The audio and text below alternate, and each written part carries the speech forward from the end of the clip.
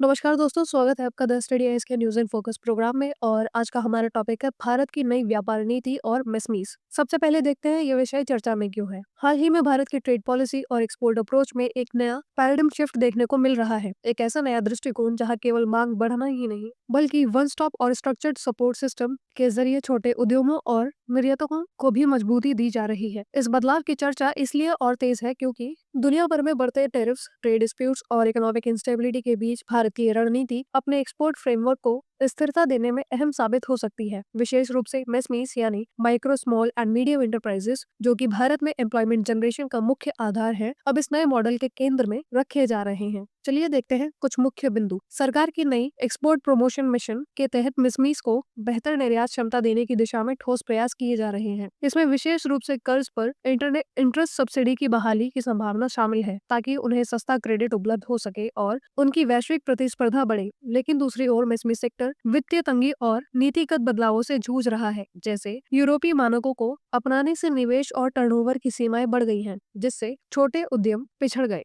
World मेसमी forum का अनुमान है कि लगभग 1 करोड़ माइक्रो यूनिट संकट में है और सरकारी खरीद का 90% हिस्सा सिर्फ 0.3% फर्म्स तक सीमित है। इस पृष्ठभूमि में जुलाई 2025 में यूके के साथ हुई इंडिया यूके सीईटीए यानी कॉम्प्रिहेंसिव इकोनॉमिक ट्रेड एग्रीमेंट से लगभग $23 अरब का नया ट्रेड कॉरिडोर खुला है, जिसमें टैरिफ रियायतें, डिजिटल ट्रेड, आईपीआर और पब्लिक प्रोक्योरमेंट जैसी सुविधाओं से मेसमीज को सीधा लाभ होगा। इसी तरह उत्तर प्रदेश ने यूपीएनवीए यानी एक्सपोर्ट ग्रोथ कैंपेन की शुरुआत की है, जिसके तहत 500 मेसमीज को क्षमता विकास, मार्केटिंग, ब्रांडिंग, ग्लोबल एग्जीबिशनों और ई कॉमर्स प्लेटफॉर्म्स पर सपोर्ट उपलब्ध कराया जा रहा है। साथ ही अमेजॉन और एफआईईओ की साझेदारी से मेसमी को अमेजॉन ग्लोबल सेलिंग के जरिए अंतरराष्ट्रीय मार्केट्स तक पहुंचाना आसान होगा। कुल मिलाकर भारत की ट्रेड पॉलिसी अब केवल घाटा कम करने या सुरक्षा आधारित निर्णयों तक सीमित नहीं है, बल्कि एक रचनात्मक और सपोर्टिव फ्रेमवर्क बनाने पर केंद्रित है, जिससे मेसमीज और निर्यातकों को दीर्घकालिक मजबूती मिल सके। इसी के साथ चलिए देखते हैं एक्सपोर्ट प्रमोशन मिशन के बारे में। सरकार 2025 के केंद्रीय बजट में 2225 करोड़ के आवंटन के साथ शुरू किया गया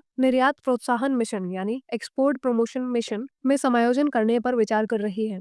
ईपीएम का उद्देश्य सस्ते निर्यात, ऋण की सुविधा उपलब्ध कराना, गैर व्यापारिक बाधाओं का समाधान करना तथा विदेशी खरीदारों के लिए भुगतान सुरक्षा सुनिश्चित करना है, जिसमें विशेष रूप से मेसमी पर ध्यान केंद्रित किया गया है। शुरुआत में इसका नेतृत्व ministry of commerce, MSME and finance द्वारा किया गया था, लेकिन अब इसमें टेक्सटाइल्स एंड फिशरीज मिनिस्ट्रीज को भी शामिल करने पर विचार विमर्श चल रहा है। इसी के साथ चलिए एक नजर डालते हैं मेसमीज पर। मेसमीज भारतीय अर्थव्यवस्था की रीढ़ है, जो औद्योगिक इकाइयों का लगभग 99% हिस्सा बनाती है और करोड़ों लोगों को रोजगार देती हैं। भारत सरकार ने मेसमीज की परिभाषा मेसमी डेवलपमेंट एक्ट 2006 में की थी, जिसे 2020 में संशोधित किया गया। भारत में मेसमीज का वर्गीकरण निवेश यानी इन्वेस्टमेंट और वार्षिक कारोबार यानी टर्नओवर के आधार पर किया गया है। इसके अनुसार माइक्रो एंटरप्राइजेस वे हैं जिनका निवेश 1 करोड़ तक और वार्षिक कारोबार 5 करोड़ तक हो, जबकि स्मॉल एंटरप्राइजेस का निवेश 10 करोड़ तक और कारोबार 50 करोड़ तक सीमित है। वहीं मीडियम एंटरप्राइजेस वे इकाइयां हैं जिनका निवेश 50 करोड़ तक और कारोबार 250 करोड़ तक हो। भारतीय अर्थव्यवस्था की रीढ़ माने जाने वाली मिसमीज आज वर्तमान में कई संकटों का सामना कर रही है। हालांकि कुछ प्रोत्साहनकारी कदम भी उठाए जा रहे हैं, जिसमें प्रदेश सरकारों की पहल और डिजिटल सपोर्ट सिस्टम, अमेजॉन और एफआईईओ की साझेदारी जो मिसमीज को ग्लोबल मार्केट तक पहुंचाती है, और सीईटीए जैसे अंतरराष्ट्रीय समझौते जो नए निर्यात अवसर खोलते हैं। इस प्रकार मेसमी के लिए चुनौतियों के साथ साथ अवसर भी मौजूद है। इसी के साथ चलिए देखते हैं आपका आज का अभ्यास प्रश्न। निर्यात संवर्धन मिशन यानी एक्सपोर्ट प्रमोशन मिशन के संदर्भ में निम्नलिखित कथनों पर विचार कीजिए।